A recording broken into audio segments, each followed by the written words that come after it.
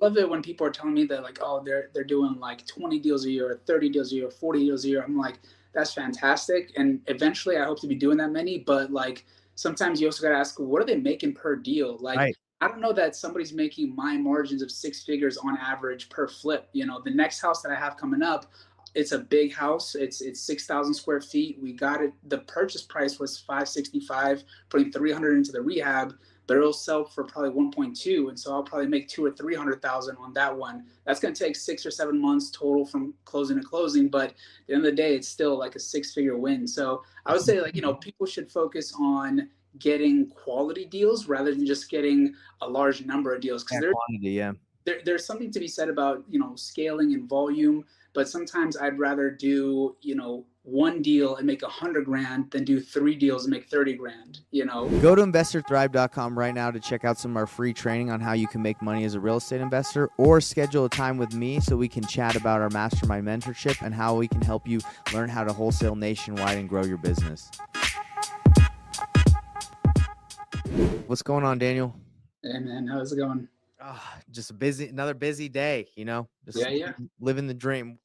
Well, I invited you on here. I'm glad you're able to make it. Investor Thrive Nation. This is a podcast we're doing with Daniel. He's flipping homes in East Cobb, and today we're just going to chat and find out, what got him into real estate, what's got him doing his thing, basically. Like, why have you decided to go? It's pretty much high end flips, right? That's like what you're trying to do, right? Yeah, I would say it's high design, and then I've done a number of houses that are entry level, some are mid level, and some are seven-figure homes. So, just like to focus on doing good design with quality materials. I think that comes across as high end, but really I've had starter homes and I've had luxury homes. So, High quality. I I like that. Sweet. Well, Investor Thrive Nation, thanks for tuning in. Please like, subscribe, hit the bell icon. And for people that are watching live right now, thanks for tuning in. If you have questions, ask your questions. And at the end of the podcast, we can answer them. Any questions you have for Daniel. And then Daniel, if you would like, you can share your social media stuff so people can reach out to you if they have any questions for you on how you're doing what you're doing. Is that cool? That works. Okay, so let's just dive right into it, man. So what got you into real estate? I know you were probably doing something else before flipping, right? I was in banking for 10 years on the trading floor, so pretty fun time, so from 2012 to just recently when I went full-time real estate. But I got into real estate because I had kids, and so my wife and I were looking for a house, and I had always bought my primary residence as I was an analyst and kind of got out of college. But at some point, we wanted a yard. We wanted a good school system, and so East Cobb in Marietta is kind of the place where people go. But even after working in banking for a few years, I really couldn't afford anything other than a fixer-upper in the neighborhood that I'm at right now. Mm-hmm. So, we found the worst house in a great neighborhood, and we totally gutted it. And that's kind of how it started. And then, I learned a lot, made a lot of mistakes, along the way. But, I kept getting better with every house. And so we did our primary residence, this house I'm in right now. Then I bought my first actual flip investment property, Mm-hmm. had to go through evictions to get the tenants out. One guy I had to evict twice, and that's a different story for another time. Well, But you got to tell us that story on here. You got to tell us that story sometime. I was a nice guy, and I was trying to let people like, hey, you need to either pay rent or move out. And one guy was basically the worst tenant, so I had him evicted. Judge Mhm. gave me the eviction order, but I was still trying to be nice. I was like, hey man, I could come with the sheriff. Like, apparently evictions expire, so Oh literally the gosh. sheriff came and said that if you don't let him back in, which was the judge's orders, right? The eviction was expired, judge's orders, you have to let him back in. You're getting arrested. So I didn't want to go to jail, so I had to let him back in, and then had to go through the entire eviction process again. But anyways, that property, we got everybody out right in literally like February 28th of 2020. So like March 1st, we started the demo and the construction. That was the beginning of COVID, right? I mean, literally it just started to Were you turn. scared, bro? Were you scared when COVID hit and you had this house? I was glad that people were out. So that was the main thing, because it was a night. It took like 6, 7 months and thousands of dollars to get them all evicted. So I was like, finally, I got everybody out. I didn't know what the real estate market was going to do necessarily, but I figured, I'd do an okay flip, medium. I had no idea what I was doing in terms of flips. Mhm. And then once I was getting through construction, I had the drywall up. I was looking at comps and everything. The same person's name kept popping up as the agent for a lot of the best comps in the area. So I Yeah. literally called that agent. I said, "Hey, I see you doing a lot of business in this area, and the houses are beautiful. So would you come and give me advice on mine?" It turns out that he was the investor and the agent selling them. So No. he became like a mentor to me, and he said, "Hey, you need to make sure you put in at least these level of materials, these levels of finishes. Don't go cheap, don't go laminate, don't go 99 cents a square foot stuff, go Mhm. quartz." And we ended up sending the highest comp for that property in the area. So people were using my house as a comp for other, wholesale deals, fix and flips. And so from there, I did a couple more deals. It was all during COVID, and obviously the market was appreciating. So we did really You well on all of it. crushed it. Uh, again, the market was really good, but I've averaged six figures on all my flips in the last few years. So, Feels um, good, doesn't it? yeah, it feels good. A lot of them, they were all full guts though. So only just recently did I do my first flip that was literally cosmetic. I did new carpet, new paint, changed the light fixtures, the doorknobs, just basic stuff. Light It's rehab. under contract. I think I bought it for 380 from a wholesaler. Put like 20 grand into it for the cosmetic stuff, and we just got under contract at 510. So that'll be Oh, yeah, after commissions and everything, probably like a 60-70 thousand dollar profit for just a cosmetic deal. bro, and that's like, was it like a 3 month hold time or 4 months? How long did you hold on to it? I mean, so the prior owner needed 30 days to move out of it, so we held it for a month. The actual construction of paint and carpets and whatever took about 30 days.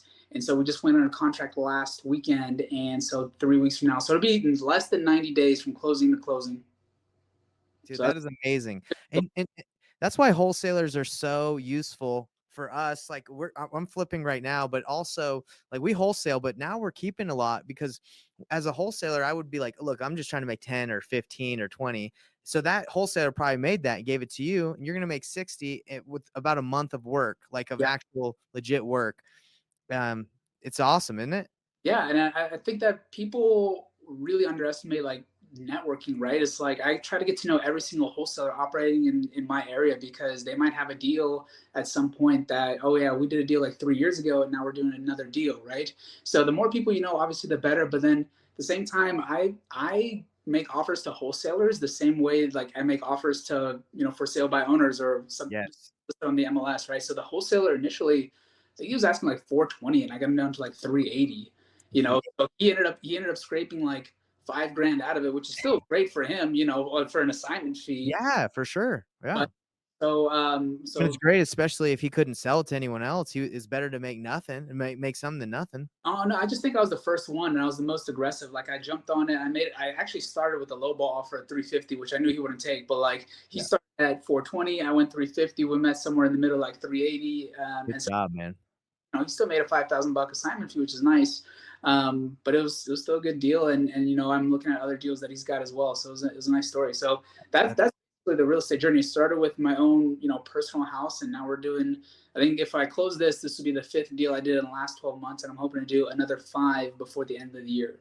I think that's awesome, man, because as I started out wholesaling and I'm teaching you like how to find those leads and stuff like that. But as a wholesaler, like you have to do more deals and you're getting like less, your assignment fees aren't always that big. They're like average of 15 to 20. But what you're doing is you're like, hey, I don't need to be doing 5 flips a month yet, right? You're like, let me do one or two, work my way up, and I'm making big spreads, right? Yeah, So that's awesome. And that's kind of what we've been doing too, is we've been sprinkling flips in with wholesales. Like we have a flip closing tomorrow that is 88K that we're making on it. And same situation as you. Bought it, carpet paint, listed, gone within 3 months, 90 days, you know? perfect. That's awesome. Yeah, Yeah. listen, I love it when people are telling me that like, oh, they're doing like 20 deals a year, or 30 deals a year, or 40 deals a year. I'm like, that's fantastic. And eventually I hope to be doing that many, but like sometimes you also gotta ask, what are they making per deal? Like, Right. I don't know that somebody's making my margins of six figures on average per flip. The next house that I have coming up, it's a big house. It's 6,000 square feet. We got it. The purchase price was 565, putting 300 into the rehab. but it'll sell for probably 1.2, and so I'll probably make 2 or 300,000 on that one. That's going to take 6 or 7 months total from closing to closing, but at the end of the day, it's still like a six-figure win. So I would say, like, people should focus on getting quality deals rather than just getting a large number of deals, because Yeah, quantity. Yeah. there's something to be said about scaling and volume, but sometimes I'd rather do one deal and make 100 grand than do three deals and make 30 grand. It's still Yeah. a total dollars of profit, but it's fewer times you gotta get financing, it's fewer times you gotta send your painter to a house or your electrician or whatever else. So I try to focus on bigger tickets, even if that means fewer of them. And I'm in agreement with you because average wholesale fee for most people it's like 15K. Some people in California they're like at 70, right? It depends on the market you're in, Sure. but yeah, you do 5 or 10 wholesale deals a month. That's 5, 10 deals you have to take to title. You got to like make sure everything is going smooth. Um, I don't know. Do you know who Jerry Norton is? Do you follow him at all? Like seen any of his YouTube videos? Seems familiar. I've probably seen him around, but I don't actively follow him. Yeah, it's all good. So he's one of my mentors and he flips high luxury, like high end stuff in the millions, 2 millions, 3 millions. And I think his average, he was selling me like on one flip, he made like 2 million on a flip, right? So just look at that. Like, okay, you can be a wholesaler and you can do 10, 15 deals a month, or you can spend your whole year on one giant flip and then be done and be like, make more than you probably would have as like doing all that volume, right? Yeah. Yeah, exactly. I mean, so the big one that I'm working on right now could be 2 to 300,000. It's a lot of square footage. It's a lot of big ticket items, right? And it's going to be a seven-figure flip. So I hired a designer, I hired an architect, make sure that I'm not just drawing this in crayon and trying to think of things that I like. I want professional help. So between Right. agent, who's more like my mentor, he plugged me in with a lot of his teams, his architect, his designer. So this thing's gonna be sick. And I'd rather do, a few of those. I'd rather do two or three of those, make a 500,000 a year and be, really well positioned than do 10, 15 deals where I'm scraping 30, 40, 50. Not that that's a place to start, but it's just my personal preference. Yeah, and what you're saying, what I'm saying, it's not bad for anybody that does whatever model. I think it's risk tolerance, right? Right. Like you are willing. Some people wouldn't want to be holding on to a house at 500,000 and putting in 300. They might feel like that's really risky.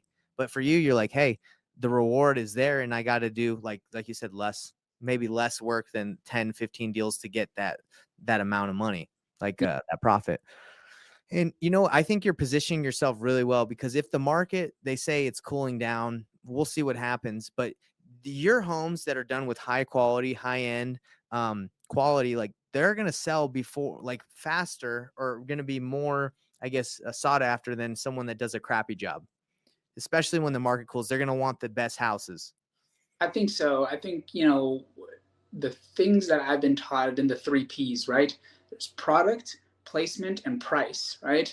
The price you should be determined by your market, and so I won't spend too much time on that. Like, you obviously shouldn't overprice, otherwise you're going to sit on the market. If you underprice, people are going to think there's something wrong with the home. So price in line with the comps.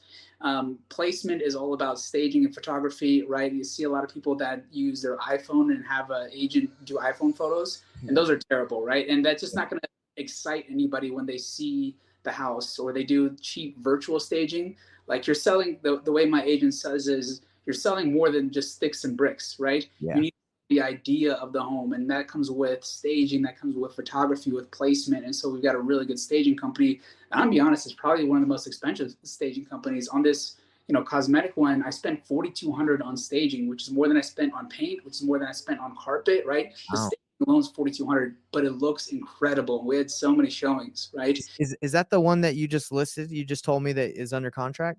Yeah, exactly, That thing exactly. looks awesome, man. That Yeah. thing looks really good. So sorry, this is my 3-month-old in the background, if you can hear. I Um, I actually can't hear, so it's all good. but product is the biggest thing, right? And for me, I like the total gut jobs, because when you're flipping a house, it's hard to decide. Okay, well, I'm gonna keep the roof. I'm gonna change a couple of the windows, but I'm gonna paint the cabinets, right? When you go kind of, it's not new, but it's old, but it's been painted. Those are the hardest ones, because you got to decide, if I'm gonna spend $1, am I gonna get it back? Is there gonna Mhm. be $2 of return on that? But when you do a full gut, man, you're not saving the flooring, you're not saving the kitchen or the bathrooms or anything. You're going to change the roof, you're going to change the windows. It makes it easier to budget too, because you can do a line item by line item. There's no surprises because you've already budgeted for a roof. Even if there weren't any leaks, you know, to get that top dollar, to get that product, to get that high quality finish, you're going to need a new roof. You're going to need a new windows. You're not just going to paint the old wooden windows.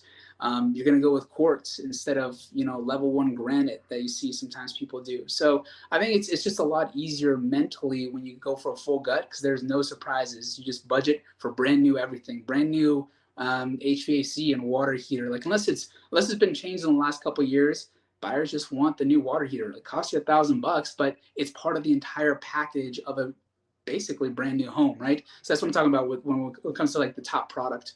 And that's interesting because you're right. Like when I was just looking at a house. Me and my wife is from Canada, and we were looking at a home that we're possibly potentially going to buy. Or we're always looking, right? Because we want a vacation home in Canada. And when you see that new water heater on there or the new AC or whatever, you're like, ooh, it's nice. You feel like you're getting like literally a brand new house, even though it was built in the 50s or 70s or whenever. Yeah. And I mean, like, it's a lot easier when, you're doing like your seller's disclosures, right? New HVAC, new windows, new water heater, new electrical, new plumbing, new electrical panel, right? I've had to replace concrete driveways. And when you have a product that is done well, right? Mhm. It stands head and shoulders above everybody else. So, like you said, even if the market does rebalance or cool off or whatever, buyers are going to gravitate to something that's turnkey and that's Yeah. done well. And I can rep to them that yes, all of this is brand new and is warranted. And if there's ever an issue, here's a company that did it. They'll stand behind their work. Yeah, there's power to that for sure. And I think I'm excited for you because I think you're well positioned with the skill set you have.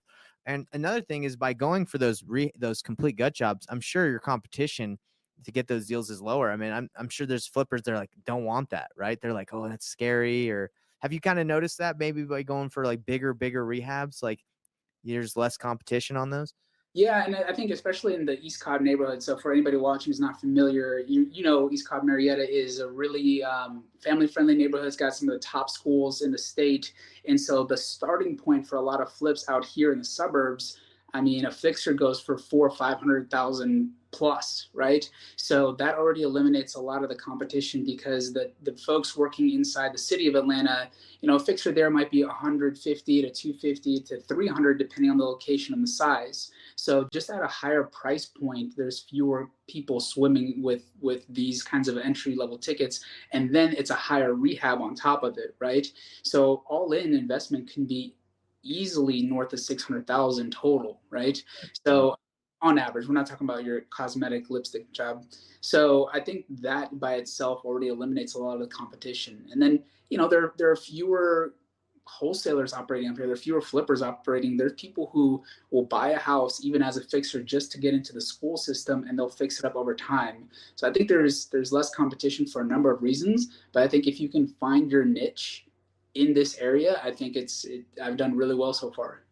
That's awesome, man. And I grew up there. Grew up at Yeah. Pope. I went to Pope High School right off Shalford Road. Oh yeah, yeah, yeah. That's like 7 minutes north of me. Yeah. It's crazy, man. Small world, right? Yeah, I mean it's crazy because I think one of the best things investors can do for themselves is really understand their markets, right? And the reason I bring this up is because in this local market, the difference between a house that's in the Walton School District versus in the Wheeler School District. I mean, literally the next street over, the same floor plan, the same age, the same condition. That value can be anywhere between $50,000 and $100,000 difference because it's in a different school district. Now, Wheeler by itself is a great school, but that there's so much more buyer demand for Walton. So just Yeah. knowing your pockets and knowing your niche and knowing what are the driving factors for that neighborhood is I think is what new buyers and new investors should be focusing on. Man, I love the data. That's data you're diving into, right? Like you're trying to find out, understand your market. I was interesting. My buddy that I grew up with in Georgia, two of them came and visited me 2 weeks ago, like a couple weeks ago, and we were talking about the schools that we went to, right? Because we grew up and went to Pope. You got Laster, got Walton, and we were like, I didn't really realize it, but going to those schools, those were really great schools in that area, right? So exactly what you're saying is like, I took that for granted. I didn't know, but it's true. As an investor, you're like, hey, these areas are money because people love the schools. So if I can get something in this area, it's going to be able to sell quicker than in the Wheeler district. Just like what you said. I don't think a lot of investors think like that. So how did you kind of get that mindset if you're of knowing that those are the schools that demanded the highest I guess return? I just looked at who was charging the highest prices, right? If you looked at, some of the things, if you just pulled up the MLS locally here and you saw one house that's in Walton, one house that's in Wheeler, without knowing which of the school districts it fell in, you'd be like, oh, this house is $100,000 cheaper. I should go after that one, right? And like, oh, this one's $100,000 more expensive. Nobody's going to buy that one. And then it ends up selling faster than one in Wheeler. And you start diving into it, and it just kind of becomes a very apparent pattern that people want that school district, right? And so if you're someone who, so like the cosmetic one that I'm doing right now, I'll be honest, there's a big power tower right behind it. It's kind of Yeah. got a steep grade, and because I didn't do a lot of the systems updates, it was just a very cosmetic refresh.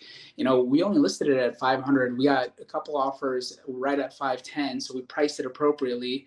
And even though we didn't do the full gut job, we knew that the buyer for that house was someone who wanted to be in the Walton School District but couldn't afford six, seven, $800,000 home, right? So by knowing your school districts, by knowing the driving factors of why people want to buy in that area, you can overcome things like power lines or steep grade or very little yard, because that's not the most important thing, right? Yeah. If I sunk $100,000 into that rehab, I probably would have been about the same profit margins, right? I would have spent $100,000 more, but the house would have only sold for $100,000 more. And so that's what we decided, just to go with the cosmetic rehab, and then let an owner occupant who wants to be in that school district kind of take it wherever they want to go after the fact. That's so cool, man. And I remember you talking to me about this. That was like your direct thought process, and it came true, right? Yeah. It literally happened. What you said happened. That's so cool. Um, and I think it's really important. Most of the people that watch this are wholesalers, right? They want to find the deals for the flippers. And as you're kind of in the flipping process, you're already doing that. And I'm showing you how to find those deals so you can source them yourself, right? Because you definitely can use, wholesalers, networking, Sunday, different platforms. That's how we get a lot of our deals. But it's also you can get deals from, targeting those areas of marketing. But that's really cool that you figured this out. And I just want to say to the wholesalers or flippers, whoever's watching this, you need to know the data and the information in your market, just like Daniel's saying, because you could be talking to a seller who wants a certain amount, and you could pass and be like, oh, they want too much. But if you understand your market, maybe they're right in the money and you can make a deal, you can flip it or you can wholesale it. You really got to know your info. Yeah, exactly. And I think, it's so interesting because a lot of the deals that I picked up from wholesalers, I'm gonna be honest with you, are probably deals that were mispriced because the wholesaler didn't know that, like, for example, the house that's the cosmetic one, it's right on the border. I mean, like the last street of the Walton School District, right? The next street over is Wheeler, and Mhm. so maybe they knew or didn't know, which school district it fell into, and they underpriced the house, right? And so when they sent it out, I was like, holy guacamole, these are the stats, what they're asking, mine. Just I'll take it. Like I walked it 30 seconds, make sure the house wasn't falling over. I was like, yeah, this is mine. I'll figure out the financing later. And so I just, whatever it is you're doing, if you're wholesaling and you're talking to a seller and they want too much, maybe there's a reason that they think that a house is worth that much. Look into it. Are they in the right school district? Are they on a golf course and you just don't know that you're in a golf community or whatever it is? Maybe they are asking too much for it, or maybe someone's asking for 400 when that house really should be 600, and suddenly you've got a windfall profit. But the more you know as a wholesaler going into it, I think the better prepared you'll be to either walk away from the deal or jump all over it. Dude, and you got a great competitive advantage because you're like zoned in, locked in on an area, and you know that, and you're getting to know it extremely well. A downfall of a lot of wholesalers, including like kind of what we do, is we do nationwide, right? So we target multiple areas, hoping we can get leads at cheaper costs, which is true. If you target another area, it gets a little bit more expensive. But with pay per click, we target the like different states. Yeah. So if we get something like, for example, in East Cobb, and if I didn't know the area like you do, and I know, we wouldn't know. Like we would think a seller, if you just look at Zillow, you'd be like, oh man, they're completely crazy, right? But yeah. So I think there's a lot to learn from your experience in this podcast, that being really niche, or knowing an area, specific area really well, is powerful. It's super powerful.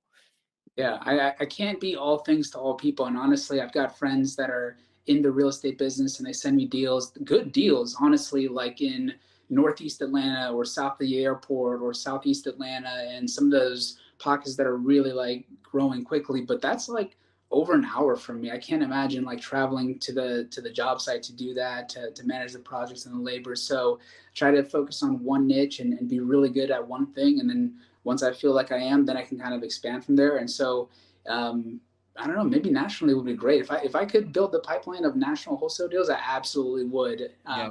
Maybe that's the next step after I take over East Cobb. Dude, that's the goal. And by the way, you can leverage all like these friends and these people you're networking with that are sending you those deals.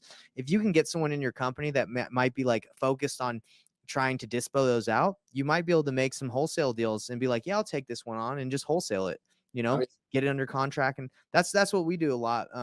You know, people will JV with us, and we'll either JV the deal with them or we'll buy it. But there's power in having the relationship that you do, and taking those deals and connecting them and making making an assignment fee.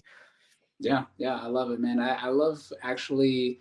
It was funny. One of the things I think is underutilized is networking with agents. Because people see as agents as like their competition, right?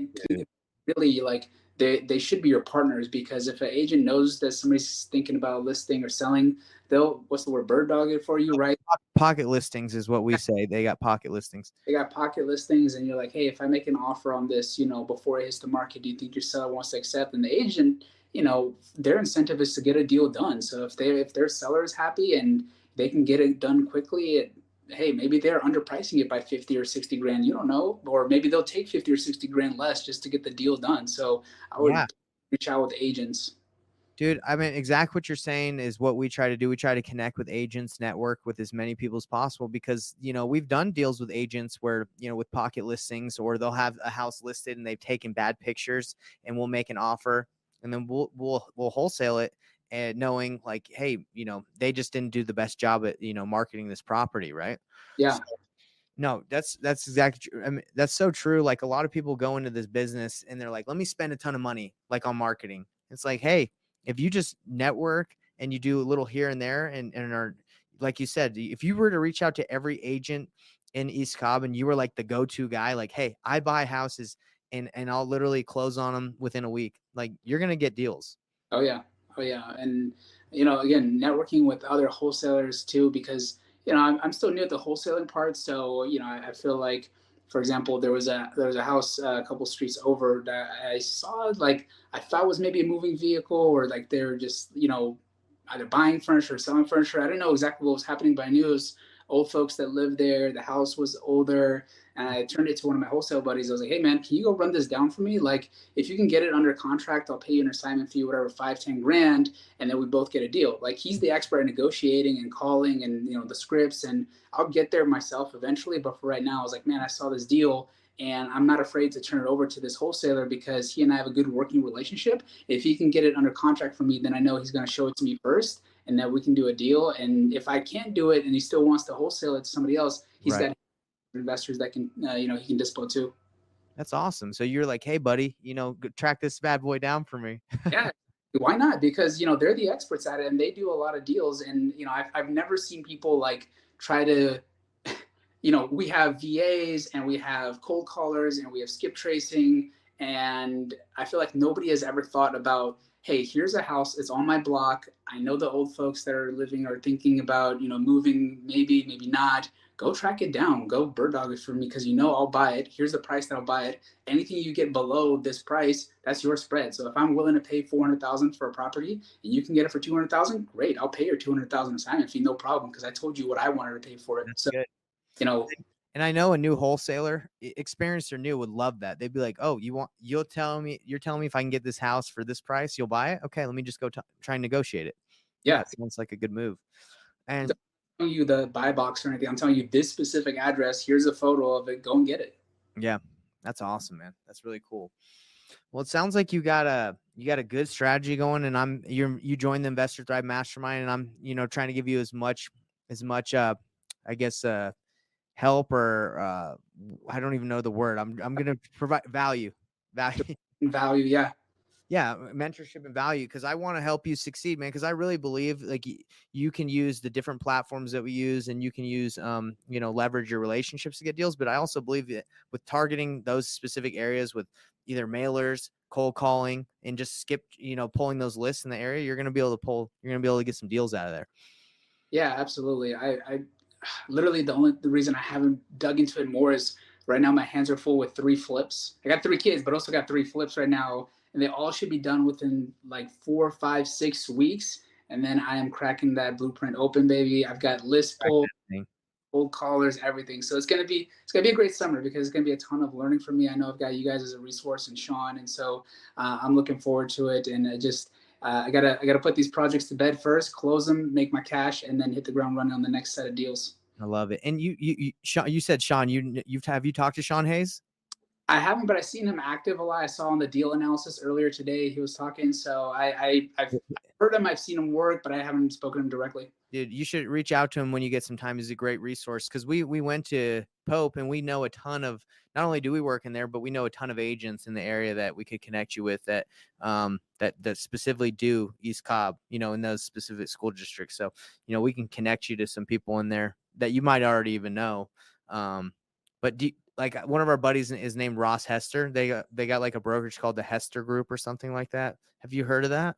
I know that group, yeah. Yeah. So his Ross went to high school with him, and I think his dad owns the brokerage or something. So Hmm. we'll have to put you in, unless you're already in contact, but maybe I'm sure they come across some deals that they might be able to send your way.